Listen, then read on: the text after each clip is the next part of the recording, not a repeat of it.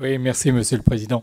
Tout d'abord, je tenais à saluer le travail qui a été fait depuis 6 ans par le Président Emmanuel Hogg et saluer la présence directrice de l'information et directeur général. Il n'empêche tout de même que les chiffres sont encore bien difficiles. Vous obtenez aujourd'hui une subvention d'État qui est en gros de 125,5 millions. Vous avez des recettes commerciales de 173 millions, mais ça n'équilibre pas vos comptes. En 2015, vous avez un déficit de 4,9 millions.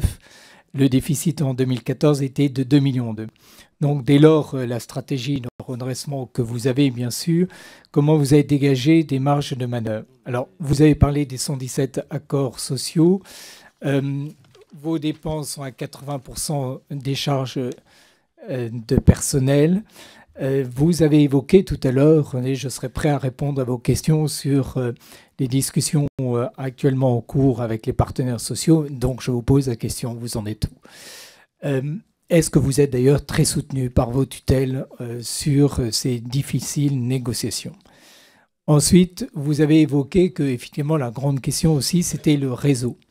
L'évolution de votre réseau est très intéressant à analyser. On voit bien que depuis quelques années, il y avait un réseau extrêmement important en Afrique. Il a eu plutôt tendance à diminuer. Vous avez ouvert par contre des bureaux au Soudan du Sud en 2012, Birmanie 2013. Aujourd'hui, quel est votre positionnement par rapport aux bureaux en Afrique? Si on se rapporte au rapport de Jacques Cadali, la francophonie, c'est finalement l'avenir économique, peut-être de l'AFP. Comment vous vous positionnez par rapport à cette évolution démographique de l'Afrique? Deuxième élément de réflexion, par rapport à l'Asie. Vous venez d'ouvrir, et vous l'avez rappelé tout à l'heure, un bureau à Pyongyang. On en voit bien la nécessité, mais c'est un lieu extrêmement dangereux. Quelles sont les assurances que vous avez pu prendre pour vos équipes? Dernier point sur cette réflexion sur la stratégie budgétaire. Il y a le projet de création de la chaîne Info. Comment vous articulez? Est-ce que pour vous, c'est finalement une nouvelle recette potentielle ou est-ce que cette nouvelle chaîne publique dont l'offre semble assez large dans son concept, est-ce que ça sera presque quelque part une autre concurrence? Voilà. Est-ce que ce sera un plus ou ça sera un moins?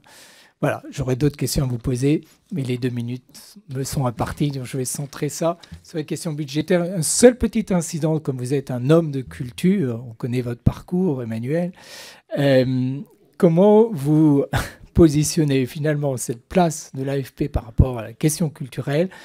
Vous avez beaucoup fait d'efforts sur le sport d'un point de vue économique, on le comprend bien, mais la culture, qu'est-ce qu'il en reste?